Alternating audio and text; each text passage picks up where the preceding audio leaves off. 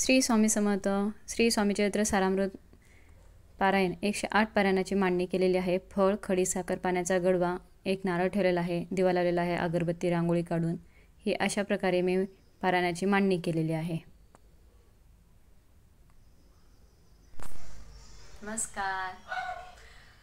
अवधूत चिंतन श्री गुरुदेव दत्त। श्री स्वामी समर्थ महाराज की जय। सर्वांना श्री स्वामी समर्थ। कसे आहात? मस्त मजेत ना? तर मस्त मजेतच राहा। तर मी व्हिडिओ बनवण्याचं कारण तर तुम्हाला समजलंच असेल थंबनेल बघून की मी 108 श्री स्वामी चरित्र सारामृत पारायणाला सुरुवात केलेली आहे। 108 पारायणाला तर मी 108 पारायणाला सुरुवात केलेली आहे गुरुपौर्णिमेपासून मी सुरुवात केलेली आहे। या अगोदर पण मी पारायण केलेले आहेत, पण या अगोदर मी 21 पारायण केलेले आहेत। कोणी 7 करतो, कोणी 11 करतं, कोणी 21 करतं, कोणी 51 करतं, कोणी 108 करतं। तर मी गेल्या वर्षी 7 पारायणाला सुरुवात केला होता। माझी त्यावेळेस पहिली वेळ होती पारायणाची गेल्या वर्षी। तर जे काय आमच्या शेजारच्या ताई आहेत, 2 ताई आम्ही सुरुवात केली होती श्रावण महिन्यामध्ये की 7 पारायणाला संकल्प सोडून मी 7 पारायणाला सुरुवात केली होती। माझा पारायणाचा 4था दिवस होता आणि माझी आजी वारली। आजी म्हणजे वडिलांची आई वारली। तर त्यावेळेस मग सुतक असतंच, माहेरचं सुतक हे लेकीला 3 दिवस असतं।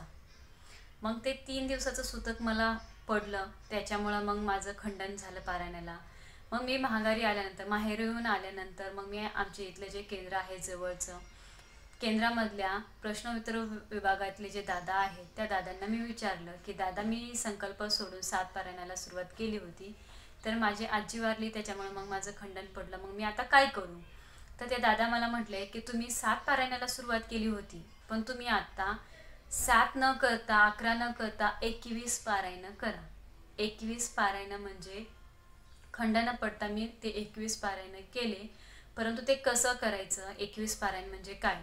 तर 1 ते 21 अध्याय असतात। ते 1 ते 21 अध्याय पूर्ण एक पाठ करणं त्याला एक पारायण म्हणतात। असे 21 पारायण करायचे, 21 पाठ करायचे। तर त्यावेळी मी गेल्या वर्षी 21 पारायण केले।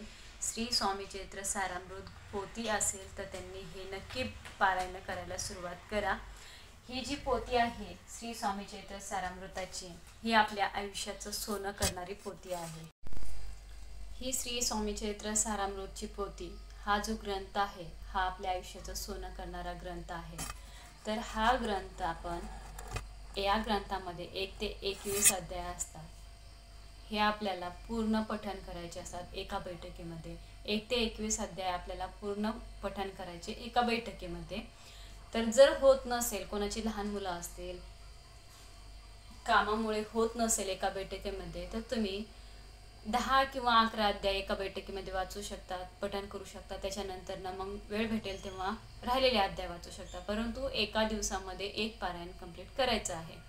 तर मी एका बैठकीमध्येच करते। मी मुलीला झोपवते, ती झोपल्यानंतर 2-2.5 तास झोपते, त्यावेळेस माझं हे पारायण कंप्लीट होतं। मला 1.5 तास लागतो पारायणाला। मग मी पारायण सुरू 1 माळ गायत्री मंत्र आणि 1 माळ श्री स्वामी समर्थ नामस्मरण करायचं। त्याच्यानंतर ना मग मी 1 ते 21 अध्याय पूर्ण एका बैठकीमध्ये पठण करून घेते, कारण की मुलगी झोपते त्यावेळेस मग माझं पूर्ण पारायण होतं। तर मी असं पारायण चालू केलेलं आहे। 108 पारायणाला गुरुपौर्णिमेपासून सुरुवात केलेली आहे। जी आपल्या वैवाहिक जीवनामध्ये अडचणी असतात, संकट असतात, जे काही कामामध्ये अपयश येतं, अडलेली कामं असतात, तर ते सुरळीत होतात। ही जी पारायण आहे हे आपल्या आयुष्यात जी काही संकट आहेत, जी काय अडथळे आहेत, जी काय अडचणी आहेत, ते सोडवण्याचा प्रयत्न होतो ह्या ग्रंथामुळे। तर ही ग्रंथ जो आहे, ह्या ग्रंथामध्ये स्वामी महाराजांचा आत्मा आहे। असं म्हणलं जातं की स्वामी महाराजांचा याच्यामध्ये आत्मा बसलेला आहे। हे सगळ्यात अतिप्रिय स्वामी महाराजांचा ग्रंथ आहे। तर हा ग्रंथ तुम्ही नित्यसेवेमध्ये पण 3 अध्याय 11 माळी जर केलं तर नित्यसेवा तुमची रोज, म्हणजे आपला श्वास चालू आहे तोपर्यंत या ग्रंथाचे 3 अध्याय पठण करायचे आणि 11 माळी नामस्मरण करायचं। तर मी हे रोज करते। परंतु मी गुरुपौर्णिमेपासून 108 पारायणाला सुरुवात केलेली आहे। तर त्या दिवशी मी सकाळी लवकर उठून स्वच्छता केली सगळी घरामध्ये, बाहेर उंबरट्याला हळदी लेपन केलं, तुळशीची पूजा करते। मी अगोदर बाहेरून पूजा करायला चालू करते। प्रथमतः मी तुळशीची पूजा करते, उंबरट्याचं हळदी लेपन केलं, त्याच्यानंतर मग घरात पूजा केली, मग अभिषेक केला पौर्णिमेचा। तर मी स्वामी महाराजांना प्रत्येक गुरुवारी पौर्णिमेला अभिषेक करते. आपल्या घरामध्ये जर स्वामी महाराजांची मूर्ती असेल तर अभिषेक हा व्हायलाच पाहिजे. फोटो असेल तर फोटोला फक्त स्वच्छ असं पुसून हे अत्तर लावून हार धूप दीप ओवाळून पूजा करू शकता. परंतु मूर्ती असेल तर अभिषेक करायचाच. अभिषेक करून मग हे अत्तर लावून धूप दीप ओवाळून नैवेद्य दाखवून अष्टगंध लावून अशा प्रकारे मी पूजा केली. आणि मग एक संकल्प सोडला. संकल्प सोडून मी 108 पारायणाला सुरुवात केली. तर पारायण करत असताना परान्न वर्ज्य असतं. परान्न वर्ज्य आहे. त्याच्यानंतर मांसाहार घरामध्ये नाही झाला पाहिजे. आता घरामध्ये नाही झाला पाहिजे म्हणजे कसं, आता घरामध्ये कोणाकोणाच्या घरामध्ये खाणारे पण असतात. तर असं नाही की म्हणजे बाकीच्यांनी पण सोडायला पाहिजे. जे पारायण करतात त्यांनी तर मांसाहार वर्ज्य करायचाच असतो. तर मी आता पारायण चालू केले. परंतु माझे मिस्टर सेवा करत नाहीत, पण त्यांच्याकडून नकळत सेवा घडून जाते. आता मी पारायण चालू केले तर त्यांनी नॉनव्हेज ते पण म्हणले की मी पण नाही खाणार. 108 पारायण होईपर्यंत मग आणायचंच नको. आता मुलगी आहे, मुलीला कधीतरी थोडंफार चालतं, पण हे पण म्हटले की तू नाही खाणार, तू पारायण करते तर मग नकोच घरामध्ये. पारायण चालू आहे तर मग नॉनव्हेजच नको. तर म्हणजे तसंही मिस्टर सेवा करत नाहीत, परंतु मंदिरात येतात, केंद्रात येतात. गुरुवारी आम्ही केंद्रात जातो, दर्शन वगैरे घ्यायला येतात केंद्रात. पण असं म्हणजे बसून सेवा त्यांनी केली नाही. आणखीन एकाच वेळेस केली होती, त्याच्यानंतर सेवा केली नाही. ते म्हणतात की फक्त माझ्या मनात आहे, तू सेवा करते, मला पण येते. ऑफिसमुळं त्यांना वेळेमुळं भेटत नाही, सेवा करायला जमत नाही. परंतु रोज जाताना दर्शन घेतात, सकाळी ऑफिसला जाताना दर्शन घेऊन जातात.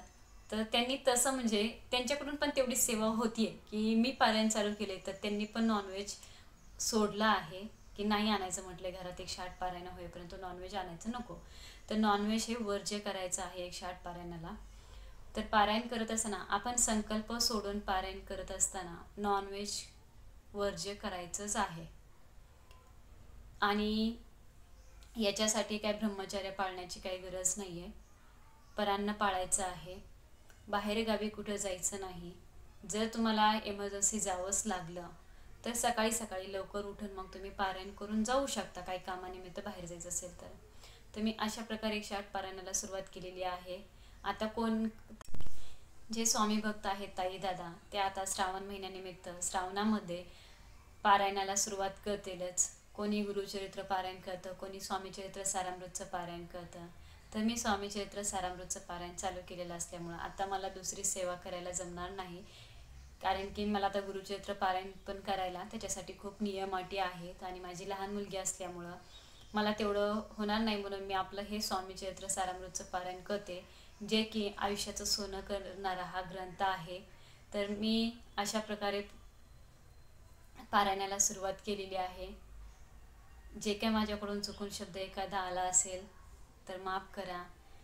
मला ही व्हिडिओ बनवण्यासाठी पण स्वामी महाराजांनीच बुद्धी दिली असावी. कारण की मी जे अनुभव घेत आहे स्वामी सेवेचे ते खूप मला म्हणजे पावलोपावली अनुभव येत आहेत. प्रत्येक म्हणजे काही जरी माझी अडचण असेल ना, त्याच्यातून थोडासा त्रास होतोच. त्रास हा होणारच आहे. कारण की मी आत्ता सेवा चालू केलेली आहे.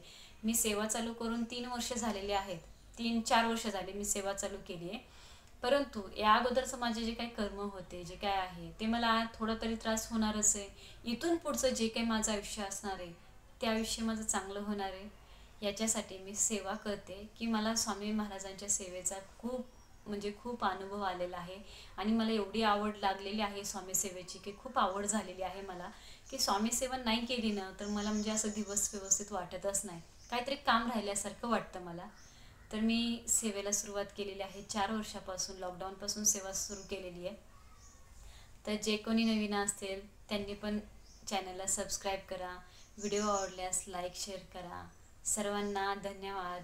श्री स्वामी समर्थ.